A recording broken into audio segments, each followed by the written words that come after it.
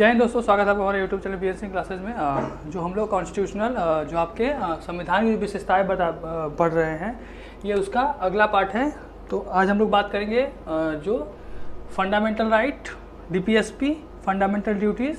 ठीक है, देखिए सबसे पहले हम लोग बात करेंगे जो मूल अधिकार दिया गया है हमारे संविधान में, जो आपका पार्ट 3 के अंतर्गत, जो आपका संविधान का पार्ट 3 है, आर्टिकल 12 से लेकर 32 तक। ठीक है, आर्टिकल 12 जो है आपका ये डिफिनीशन दिया है, और आर्टिकल 13 और मेनली आपका 14 से स्टार्ट होता है, राइट टू इक्वलिटी राइट। ठीक है, तो हमारा जो संविधान है वो 6 प्रकार के अधिकार की बात करता है, राइट 6 राइट्स की बात करता है, जिसमें आपका राइट टू इक्वलिटी आर्टिकल 14 से आर्टिकल 18 तक, राइट टू फ्रीडम आर्टिकल 19 से 22, राइट अगेंस्ट एक्सप्लॉयटेशन 23 से 24, और right to freedom of religion यानी धर्म की स्वतंत्रता 25 से 28, कल्चरल एंड एजुकेशनल राइट 29 से 30, राइट टू कॉन्स्टिट्यूशनल रेमेडीज़ यानी कि संवैधानिक उपचार का जो है उसे वो आपका 31-32। ठीक है, अब देखिए अगर हम लोग फंडामेंटल राइट्स की बात करें, जो संविधान के अंतर्गत हमें जो पार्ट 3 में जो प्रोवाइड किया गया है, वो आपका कह सकते हैं कि ये जस्टिसिएबल इन नेचर, यानी कि अगर मान लीजिए आपका जो फंडामेंटल राइट्स है, अगर किसी भी तरीके से अगर वो वायलेट हो रहा है, चाहे वो स्टेट के द्वारा हो या किसी सिटीजन या किसी अथॉरिटी के द्वारा, तो आप डायरेक्ट सुप्रीम कोर्ट जा सकते हैं, डायरेक्ट सुप्रीम कोर्ट आर्टिकल 32 के अकॉर्डिंग, और हाई कोर्ट आर्टिकल 226 के अकॉर्डिंग आप डायरेक्ट सुप्रीम कोर्ट या हाई कोर्ट जा सकते हैं। तो इसलिए आपका जस्टिसिएबल इन नेचर है। ठीक है, और ये कोर्ट के द्वारा इनफोर्सेबल है। ठीक है, इसे लागू करवाया जा सकता है। इसके अंतर्गत हम देखें, जो आपके जो सुप्रीम कोर्ट या हाई कोर्ट है, इनके पास जो पावर होती है जस्टिसिएबल, यानी कि अगर किसी भी व्यक्ति का अगर कोई भी जो फंडामेंटल राइट है वो वायलेट हो रहा है, तो जो आपका कोर्ट है वो 5 प्रकार के रिट जारी करता है, 5 प्रकार के रिट जारी करता है। वो है आपका हैबेस कॉर्पस यानी कि बंदी प्रत्यक्षीकरण, मैंडेमेस, परमादेश, प्रोहिबिशन प्रतिषेध, सरसरी, ये है आपका, और लास्ट है आपका क्वो वारंटो यानी अधिकार परीक्षा। ठीक है, ये है आपका उत्प्रेषण। ठीक है, ये आपके 5 प्रकार के जो रिट के बारे में बात करता है, 5 प्रकार के रिट जारी जो कोर्ट है वो आपका करती है हमारे जो भी फंडामेंटल राइट है उनको संरक्षण के लिए। ठीक है, सॉरी, अब ये जो आपके 5 प्रकार के जो रिट हैं, इसके बारे में हम लोग आगे जब फंडामेंटल राइट्स वाला जो चैप्टर हम लोग कवर करेंगे, उसमें हम लोग इसके बारे में पूरा डिस्कस करेंगे। जो आपके 5 रिट है, अभी जानिए कि 5 रिट जो है वो जारी करता है कोर्ट हमारे जो भी फंडामेंटल राइट्स होते हैं उनको बचाने के लिए। ठीक है, इसके अलावा देखिए जो आपका फंडामेंटल राइट्स जो है ये आपके पूरा एब्सोल्यूट नहीं है। ठीक है, नॉट एब्सोल्यूट, यानी कि ये रीजनेबल है। ठीक है, गवर्नमेंट जो है वो अगर मान लीजिए कोई ऐसी परिस्थिति आए, जैसे इमरजेंसी आपका अगर लागू है, अगर आपातकाल के समय में जो सरकार है वो हमारे सभी फंडामेंटल राइट्स को कम कर सकती है या ख़त्म कर सकती है, एक्सेप्ट 20 और 21 को छोड़ के, यानी आर्टिकल 20 और 21 को छोड़ के सभी आपके जितने भी फंडामेंटल राइट्स हैं उनको गवर्नमेंट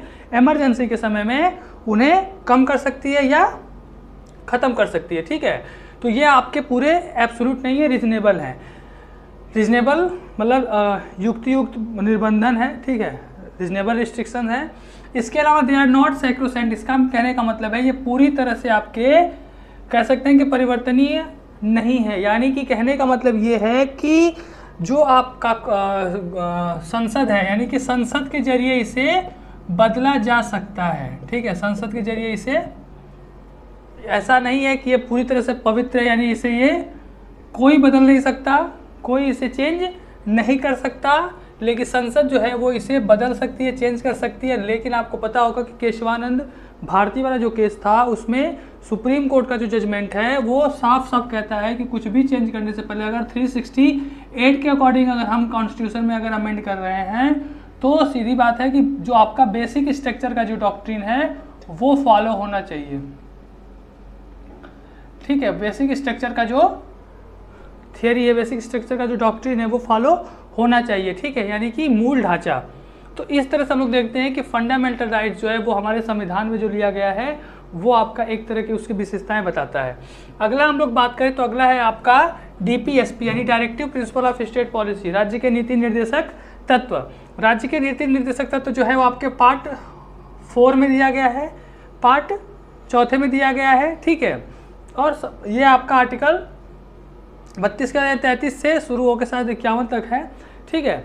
और इसमें हम लोग बात करिए, देखिए जो भी आपका हमने इसके पहले बात किया था पार्ट 12 में जो आपका डिफिनीशन दिया है, जो आपके पार्ट 12 में जो आपका फंडामेंटल राइट है उसमें जो आपका 12 में जो डिफिनीशन दिया गया है इसमें स्टेट की डिफिनीशन दी गई है, स्टेट की डिफिनीशन। और ये आपका जो स्टेट की डिफिनीशन है ये आपका पार्ट 3 और पार्ट 4 यानी कि DPSP और फंडामेंटल राइट दोनों के लिए स्टेट का डिफिनीशन यही है, ठीक है। जो आपका आर्टिकल 12 में दिया गया ये दोनों पार्ट के लिए स्टेट का डिफिनीशन यही होगा। अदरवाइज और भी जो स्टेट का अगर जिक्र आएगा पूरे आपके कॉन्स्टिट्यूशन में तो उसकी डिफिनीशन अलग है, ठीक है। तो हम लोग बात करें अगर हम लोग DPSP यानी कि directive principle of state policy की, तो कि जो directive principle of state policy है राज्य के नीति निर्देशक था, तो आपको पता है कि आयरलैंड से लिया गया था, आयरिश जो कॉन्स्टिट्यूशन है उससे लिया गया था। और ये जो आपका directive principle of state policy हमारे यहाँ जो है वो 3 तरह के हैं, यानी कि समाजवाद, गांधीयन नेचर और लिबरल इंटेलेक्चुअल, ठीक है, यानी कि बौद्धिक। ये 3 तरह के चीज़ों का समावेशन किया गया है हमारे directive principle of state policy के लिए। मेनली इसका जो पर्पज है directive principle of state policy, mainly इसका पर्पज क्या है? मेनली है कि एक वेलफेयर स्टेट यानी कि कल्याणकारी राज्य का की स्थापना करना है, कल्याणकारी राज्य का की स्थापना करना है। और देखिए DPSP और फंडामेंटल राइट्स के बीच में अगर हम डिफरेंस देखें तो फंडामेंटल राइट्स और DPSP के बीच में जो डिफरेंस है वो है कि ये आपका जो है ये इन्फोर्सेबल है, यानी कोर्ट के द्वारा ये इन्फोर्सेबल है, यानी कि अगर ये आपका हनन होता है तो आप कोर्ट जा सकते हैं, लेकिन जो आपका DPSP है ये इन्फोर्सेबल नहीं है, यानी कि कोर्ट के द्वारा इसे लागू नहीं करवाया जा सकता, ठीक है।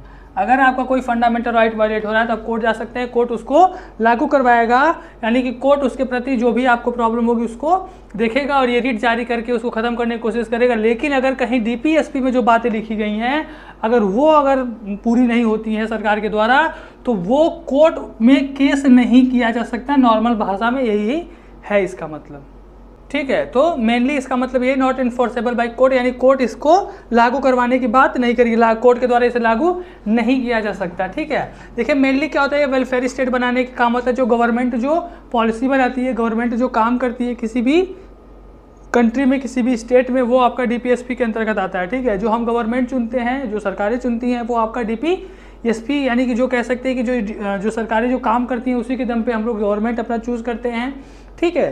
तो एक तरह से ये कहा गया है कि ये आपका नैतिक एक मोरल की तरह इसे लिया गया है, जो सरकार अगर काम करेगी अच्छा उसे 5 साल पर उसे चुना जाएगा, अदरवाइज इसे नहीं चुना जाएगा, ठीक है। उस समय देखिए DPSP जो था, अब देखिए जो आपके फंडामेंटल राइट्स थे, फंडामेंटल राइट्स आपके जो थे ये कोर्ट के द्वारा इन्फोर्सेबल किया गया उस समय जो हमारे जो संविधान के निर्माता थे, तो लेकिन उन्होंने जो आपके DPSP था उसको इन्फोर्सेबल नहीं करवाया, यानी कोर्ट के द्वारा इसे लागू नहीं किया जा सकता। इसके पीछे जो संविधान निर्माता थे, जो संविधान बनाने वाले जो लोग थे, उनका सोच ये था कि देखिए ये जो फंडामेंटल राइट्स हैं अगर इनका वायलेशन होगा, किसी भी इंसान को फंडामेंटल राइट्स क्या है, अगर मान लीजिए किसी भी इंसान की ज़िंदगी, अगर मनुष्य की अगर ज़िंदगी से अगर हम इन फंडामेंटल राइट जो हमारे मूल अधिकार है, अगर उन मूल अधिकारों को अगर हटा दे तो किसी भी इंसान और जानवर के बीच में कोई डिफरेंस नहीं रह सकता, ठीक है। तो फंडामेंटल राइट्स हमको इंसान मतलब जो हम हैं तो एक तरह से हमको वो बनाता है, क्योंकि फंडामेंटल राइट्स के बाद हमारी ज़िंदगी कुछ नहीं है, ठीक है, एक जानवर के जैसी ही है। तो इसको इन्फोर्सेबल किया गया। लेकिन देखिए मान लीजिए जब देश हमारा आज़ाद हुआ तो देश आज़ाद होने के साथ ही क्या था, हमारे पास बहुत सारी प्रॉब्लम्स थी, ठीक है, फंड के मतलब कह सकते हैं कि हम लोग इकोनॉमिकली वीक थे, बहुत सारी ऐसी प्रॉब्लम थी। अब उन प्रॉब्लम के समय में अगर हम DPSP में जो बातें लिखी गई हैं उसको अगर हम कोर्ट के द्वारा इन्फोर्सेबल कर दिए होते तो लोग कुछ भी प्रॉब्लम होती कोर्ट पहुंच जाते, और सरकार के पास इतना पैसा नहीं था कि कोर्ट उसको लागू करवाए और सरकार उसको कर सके। तो इन सब के प्रॉब्लम की वजह से हम लोग देखें तो DPSP को इन्फोर्सेबल नहीं किया गया, यानी कोर्ट के द्वारा लागू करने की बात नहीं लिखी गई। लेकिन बाद के समय अगर आज के सर्कमस्टांसेस में हम लोग आज देखें तो बहुत सारे ऐसे DPSP हैं जो एज अ फंडामेंटल राइट के बराबर ही उनकी वैल्यू है, ठीक है। कोर्ट समय समय पे डायरेक्शन देती है गवर्नमेंट को, ये करे वो करे, और ये सब चीज़ें जो इसमें बात में लिखी गई हैं वो अब कोर्ट उसको एक मतलब फंडामेंटल राइट के वैल्यू के अकॉर्डिंग ही उसको देख रहा है, ठीक है। अब इसके बाद हम लोग अगला बात करें तो इसमें एक आपका इंपॉर्टेंट केस है Minerva mills case. Minerva mills case 1980 में ये केस था, और इसमें जो सुप्रीम कोर्ट ने जजमेंट दिया था उसने कहा था कि जो आपका DPSP है और आपके जो फंडामेंटल राइट्स हैं ये दोनों आपस में समन्वय के साथ ही आगे बढ़ते हैं। सरकार इन दोनों में क्या करे, एक समन्वय स्थापित करने की कोशिश करे। वही हमने जो बात बताया कि समय के साथ चीज़ें बदली, जो हमारा इकोनॉमिक जो हम वीक थे अब हम थोड़ा स्ट्रेंथ हुए, मतलब हमारी स्ट्रांग हुआ इकोनॉमी, पैसे में हम लोग आगे बढ़े, डेवलपमेंट हुआ, तो इन सब के साथ ये हुआ कि जो हमारा DPSP में जो बातें थी वो अब धीरे धीरे कोर्ट उसको लागू करवाना शुरू की। अगला आपका है फंडामेंटल ड्यूटी यानी कि मूल कर्तव्य, ठीक है। देखिए मूल कर्तव्य जो था हमारा, ये मूल जो संविधान बना था उसके अंतर्गत इसमें ये मतलब ये चीज़ें नहीं थी। इसे 1976 में 42वें संविधान संशोधन के अंतर्गत जोड़ा गया था। एक नया पार्ट जोड़ा गया, पार्ट 4, और आर्टिकल एक ही आर्टिकल है इसमें 51A, ठीक है। इसके लिए क्या हुआ कि एक स्वर्ण सिंह समिति थी जिसने रिकमेंड किया था, और इन्हीं स्वर्ण सिंह कमेटी के रिकमेंडेशन पे ये फंडामेंटल ड्यूटीज़ डाले गए थे, और इसमें आपके टोटल उस समय 10 थे। 2002 में 86वां संविधान संशोधन से एक और आर्टिकल एक और फंडामेंटल ड्यूटी जोड़ा गया जो आपका 11, ठीक है। ये फंडामेंटल ड्यूटी क्या है, सीधी सीधी कहने का मतलब है कि हम अगर इस देश के निवासी हैं, सिटीजन हैं, तो हमारे अगर कुछ अधिकार हैं, कुछ राइट्स हैं, तो as a citizen of this country हमें इस देश के नागरिक होने के चलते हमारे कुछ कर्तव्य भी बनते हैं, ठीक है। वही जो कर्तव्य हैं उन्हीं को फंडामेंटल ड्यूटीज़ के अंतर्गत रखा गया है, ठीक है, ठीक है। अगला देखिए, अगला जो है आपका यूनिवर्सल एडल्ट फ्रेंचाइज, यानी कि जो आपका वोट देने का जो अधिकार है, यानी कि जो हमारे गवर्नमेंट चुनने की जो प्रोसेस थी, यानी जो हम गवर्नमेंट चुन सकते हैं, वो आपका कह रहा है वयस्क मताधिकार, यानी कि हमारा जो संविधान है वो हमारे जितने भी देश के सिटीजन हैं, ठीक है, एवरी सिटीजन हु कंप्लीट 18 और more have right to vote, ठीक है। जो भी हमारे देश के नागरिक हैं वो सभी लोग, चाहे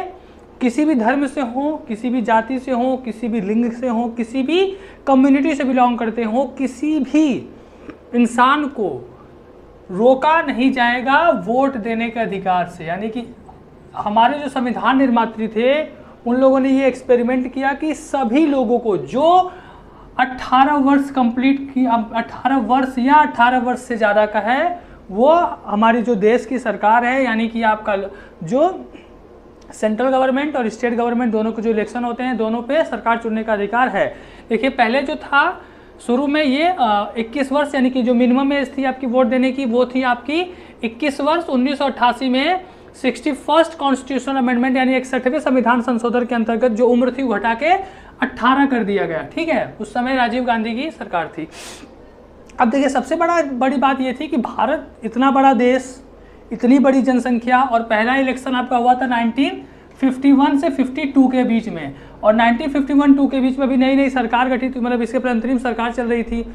इतनी बड़ी जनसंख्या, देश अभी जस्ट आज़ाद हुआ था, और हमने इतना बोल्ड फैसला लिया था कि हर सिटीजन किसी भी बेस पे, चाहे वो धर्म, जाति, लिंग, कम्युनिटी, क्लैन, किसी भी वंश, किसी भी आधार पे हम किसी को वोट देने से वंचित नहीं करेंगे। और ये उस समय का बहुत बड़ा बोल्ड फैसला था। और इतने बड़े देश में, इतने बड़े कह सकते हैं कि विविधता भरे देश में इलेक्शन करवाना एक बहुत बड़ी बात थी, ठीक है। पूरी जो दुनिया थी वो हंसने पर तैयार थी, हंसने के लिए तैयार थी कि बस अब ये जो बड़ा हाथी है वो गिरेगा, यानी कि इलेक्शन करवा ही नहीं पाएंगे, ठीक है, इलेक्शन हो ही नहीं पाएगा। और हमारे यहाँ जो कह सकते हैं कि जो एडल्ट फ्रेंचाइजी, जो वयस्क मताधिकार का जो हम लोगों ने अपने संविधान के अंतर्गत का जो लोगों को अधिकार दिया है, जो लोगों को ये किया गया है, वो नहीं हो पाएगा। लेकिन कह सकते हैं कि हमारे देश के पहले प्रधानमंत्री थे जवाहरलाल नेहरू, उनके अंतर्गत जो 1951-52 का जो आपका इलेक्शन हुआ, पूरी दुनिया अचंभित रह गई। पूरी दुनिया जो हंसने के लिए तैयार बैठी थी वो शांत हो गई, क्योंकि उसने देखा कि भारत ने कैसे इस चीज़ को अपने देश में लागू करवाया, और पूरे देश में बिना किसी, थोड़ी बड़ी प्रॉब्लम्स हुई लेकिन हमने इलेक्शन कंप्लीट करवाया। और हमारा जो पहला इलेक्शन था, पहली गवर्नमेंट जो थी वो आपकी एडल्ट फ्रेंचाइज यानी कि वयस्क मताधिकार के द्वारा चुनी गई थी। ठीक है, पहली गवर्नमेंट जो थी वो आपकी कांग्रेस की। अब अगला हम लोग एक इंपॉर्टेंट फीचर्स देखें अपने कॉन्स्टिट्यूशन का, तो वो है आपका सिंगल सिटीजनशिप। हमारा जो संविधान है वो एक तरह का फेडरल संविधान यानी कि संघीय है। ठीक है, फेडरल स्ट्रक्चर है। इसमें जो हमारा संविधान है, जो संविधान है वो सिंगल सिटीजनशिप की बात करता है, यानी कि एकल नागरिकता की बात करता है। यानी यहाँ का कोई भी सिटीजन किसी भी स्टेट से बिलोंग करता हो, उसके पास सिर्फ एक नागरिकता होगी और वो देश की नागरिकता यानी कि कंट्री की नागरिकता होगी। ठीक है, जैसे आपका यूएस में डबल सिटीजनशिप है। अगर कोई कोई मान लीजिए वहाँ का कोई सिटीजन है, तो एक उसके पास नेशनल यानी कि कंट्री का सिटीजनशिप होगा, और एक वो जिस स्टेट में रह रहा है उस स्टेट का सिटीजनशिप उसके पास होगा। यानी कि दो नागरिकता, उसके पास दोहरी नागरिकता होगी। एक तो वो अपने स्टेट की नागरिकता के अंतर्गत जो उसके अधिकार मिले हैं, जो चीज़ें उसको एंजॉय करेगा, और एक आपका नेशनल लेवल का जो है वो डबल सिटीजनशिप एंजॉय करता है। जबकि हमारे देश में क्या है, सिर्फ और सिर्फ एक सिंगल सिटीजनशिप यानी कि एकल नागरिकता की बात करता है, और एकल नागरिकता ही हमारे देश में चलती है। कुछ ऐसे एक्सेप्शन केसेस हैं जिसमें हम लोग देखते हैं कि कुछ लोगों के पास दोहरी नागरिकता है। ठीक है, लेकिन वो एक्सेप्शन केस में आते हैं। जैसे लोग बात करें, जैसे मान लीजिए सानिया मिर्जा हैं, ठीक है, आपके आलिया भट्ट हैं, ठीक है, इनके पास ब्रिटेन और इंडिया दोनों की है। अक्षय कुमार हैं, इनके पास कनाडा और इंडिया दोनों का है। ठीक है, तो ऐसे कुछ लोग हैं जिनके पास डबल सिटीजनशिप है। ये आपका एक्सेप्शन केस में आता है। अदरवाइज हमारा कॉन्स्टिट्यूशन किसी को भी डबल सिटीजनशिप अलाउ नहीं करता है। सिर्फ और सिर्फ सिंगल सिटीजनशिप ही हमारे कॉन्स्टिट्यूशन के द्वारा अलाउ किया गया है। यानी आप जिस स्टेट के रहते हैं उस स्टेट का सिटीजनशिप आपको नहीं है, आपके पास सिर्फ देश का है। ठीक है, तो इसके बाद हम लोग और भी जो इंपॉर्टेंट फीचर्स हैं उस पर बात करेंगे। Thank you.